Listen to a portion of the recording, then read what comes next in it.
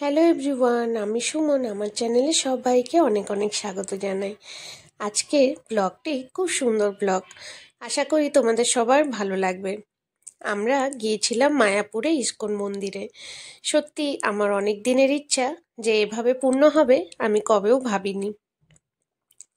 সেই দিনটি ছিল 4 ফেব্রুয়ারি, মানে 4 তারিখ ফেব্রুয়ারি মাসে। সেদিন আমরা বেরিয়ে পড়েছিলাম মায়াপুর ইস্কন মন্দিরে। আর এই যাওয়াটা আমাদের জন্য ছিল একটা সারপ্রাইজ, মানে আমরা কবেও ভাবতে পারিনি কলকাতায় গিয়ে মায়াপুর যাব বলে।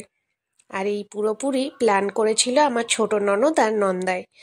ওরা আগের থেকেই সব রুম বুক করে রাখে, ওরা তো আমাদের বিষয়ে সবই জানে। ওরা ঠিক বুক করে রেখেছিল। আর আমরা যখন ছোট ননদের বাড়ি পৌঁছেছিলাম সেদিনই জানতে পারি যে আমরা তার পরের দিন মায়াপুর যাচ্ছি। সামনে যে দেখছো, সামনে হচ্ছে আমার ছোট ননদের শাশুড়ি মা, আর মাঝখানে আমার দিদা, মানে আমার মামির মা, আর পেছনে হচ্ছে আমার শাশুড়ি মা। আমার ছোট ননদ, আমার ছোট নন্দাই, তাদের দুজনের একমাত্র সন্তান আমার ভাগ্নি, ছোট ভাগ্নি, আর আমার মামা মামি, আর আমার মামা মামির মেয়ে, আমার বোন। আমরা সবাই একসাথে এসছিলাম ঘুরতে। খুবই মজা আনন্দ সহ একটা দিন কাটিয়েছিলাম। মনে হচ্ছিল যেন আরেকটা দিন থাকলে ভালোই হতো, কিন্তু হঠাৎ করে প্ল্যান। আমরা তো সেভাবে মানে অনেক দিনের জন্য কলকাতায় গিয়েছিলাম না, তার জন্য এটা সম্ভব হয়নি বেশি দিন থাকা। তবে একবার গিয়ে আরও ইচ্ছা আছে যে আরেকবার যেন ভবিষ্যতে আমি যেতে পারি। আর এত সুন্দর মন্দিরটা। আমরা যেখানে ছিলাম গদা ভবন থেকে সামনেই মন্দির। মন্দিরের ভিউটা এত সুন্দর। আর এই মন্দিরটা এখনো মানে কাজ চলছে। অনেক বছর আগে থেকেই শুনছিলাম মন্দিরের কাজ চলছে, কিন্তু এখনো আমরা শুনলাম যে কাজ চলছে, অনেক দিন লাগবে। আর যে সামনে দেখছো অনেক মানে জায়গা নিয়ে মন্দিরটা, ভেতরে ঢুকলে যেন এতটাই জায়গা, চারিদিকে গাড়ি রাখা আছে আর ফুলের বাগান ভর্তি। আমরা যেই টাইমে গেছিলাম তখন তো শীতই ছিল, অনেক রকম ফুল দেখতে পেরেছি। আমরা সকাল 4টে থেকে বেরিয়ে গেছিলাম সোনারপুর থেকে। এবার সেই সকাল 9টার সময় পৌঁছাই মন্দিরে। মন্দিরে এসেই প্রথমেই আমরা স্নান করে বেরিয়ে পড়ি যে দুপুরের একটা আরতি হয়, আরতি দেখতে। এবার আরতি দেখে এতটাই মন ভালো হয়ে গেছে, মানে আরতির সময় যেন মনে হচ্ছিল আমি আর আমার নিজের মধ্যে নেই, যেন নিজেকেই হারিয়ে ফেলেছি। এত সুন্দর রাধাকৃষ্ণর মূর্তি, মুখের দিকে তাকালে যেন তাকিয়েই থাকবে এরকমই মানে তখন মনে হচ্ছিল। এত সুন্দর লাগছিল, একদম বেরিয়ে আসার ইচ্ছা করছিল না। ওখানে কোনো ভিডিও করা চলবে না বা মোবাইল অ্যালাউ চলবে না, ওখানে বাইরে থেকেই একদম স্ট্রিক্ট, সব রুল মেনে তোমাদের চলতে হবে। তারপরে আমরা চলে আসি, প্রসাদ গ্রহণ করে একটু বিশ্রাম নিয়ে তারপরে বিকেলবেলায় বেরিয়ে পড়ি মন্দিরের আশেপাশে ঘুরতে। যেতে যেতে দেখি কীর্তন হচ্ছে, এখানে তো সব সময় কীর্তন চলতে থাকে। অনেক বিরাট বড় জায়গা নিয়ে এই মন্দিরটি। আর সত্যি মানে ইস্কনে আসার আমার একটা যেন ইচ্ছা অনেক দিন আগে, সেটা যে এভাবে পূর্ণ হবে আমি ভাবতে পারিনি। আর এখানে অনেক লোক থাকার ব্যবস্থা খুব সুন্দর। আমরাও যেই রুমে ছিলাম গদা ভবনে, ওই রুমে 4টে করে বেড ছিল।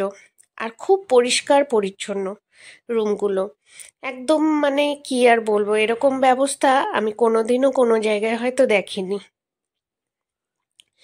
সামনে যে দেখছো, সামনে হচ্ছে মেন মন্দির। এবার ওখানে রাধা মাধব বিরাজমান। আর এই যে মন্দিরটা, এটা তৈরি হচ্ছে, এই এখনো তৈরি মানে শেষ করা হয়নি, এখনো কাজ চলছে। আর সেই প্রভুপাদের মন্দির যে তৈরি করা চলছিল, সেই মন্দিরটা দেখছি খুলে গেছে। শ্রী শ্রী মহারাজ প্রভুপাদের দর্শন আজকে করতে পারবো। আর এটা হচ্ছে মেন মন্দির, যেখানে রাধা মাধব আছেন আর শ্রী চৈতন্য মহাপ্রভুও বিরাজমান। এখানে যে লাইনটা দেখছেন, এখানে লাইন করে সবাই ঢুকে ভেতরে চেকিং হয়, ব্যাগ চেকিং হয়, তুমি মানে নিয়েছো কিনা মোবাইল পত্র সব চেকিং হয়, চেক করে তারপর ভেতরে এন্ট্রি করায়।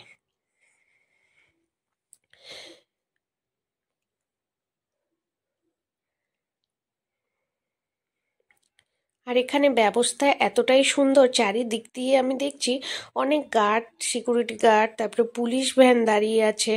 আর এখানে এসে দেখলাম নৃসিংহনাথের মন্দিরও আছে, এখানে নৃসিংহনাথকেও পুজো করা যায়।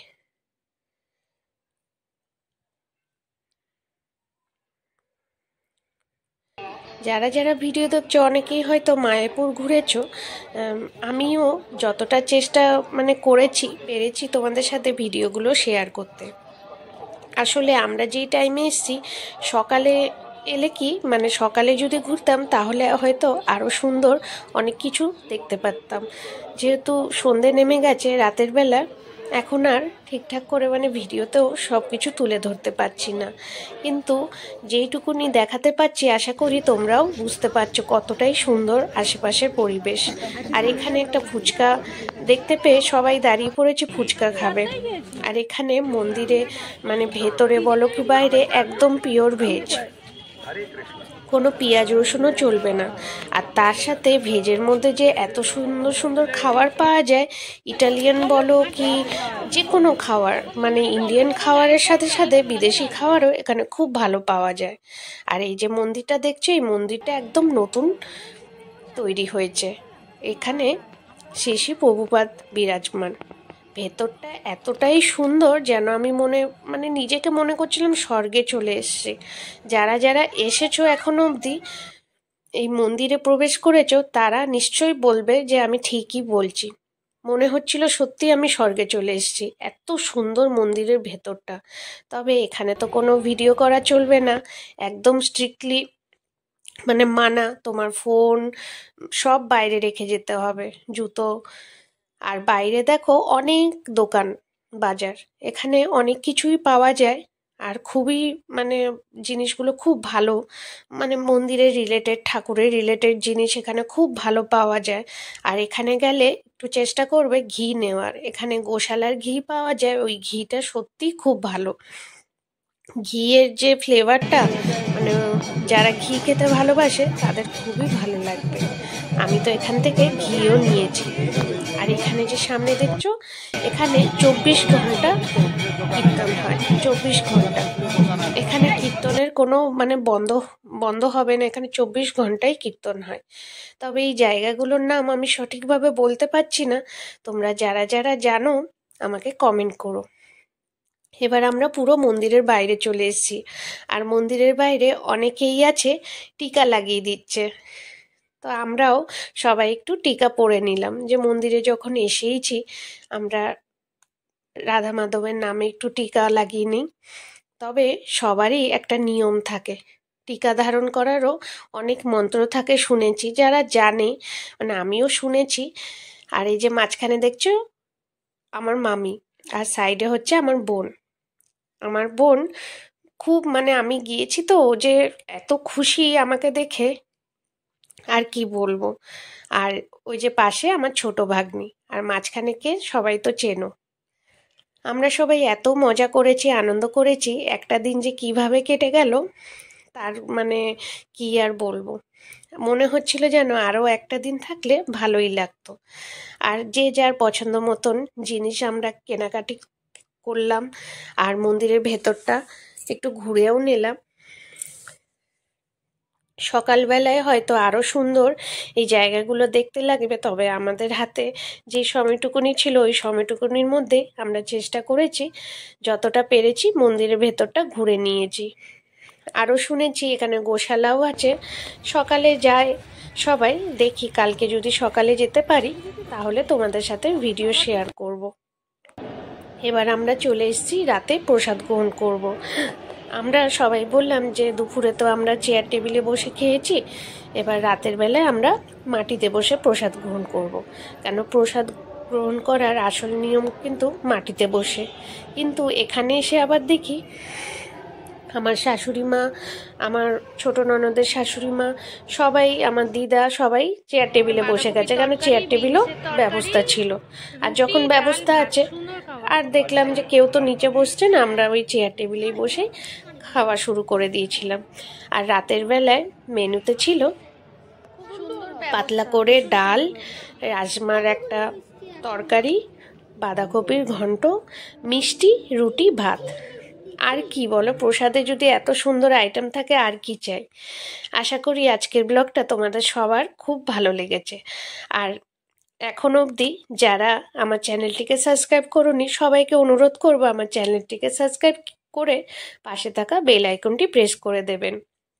আর ভিডিওটি ভালো লাগলে অবশ্যই একটা লাইক শেয়ার করে দেবে, আর কমেন্ট করে জানাতে ভুলবে না আমার ভিডিওগুলো কেমন লাগে সবার।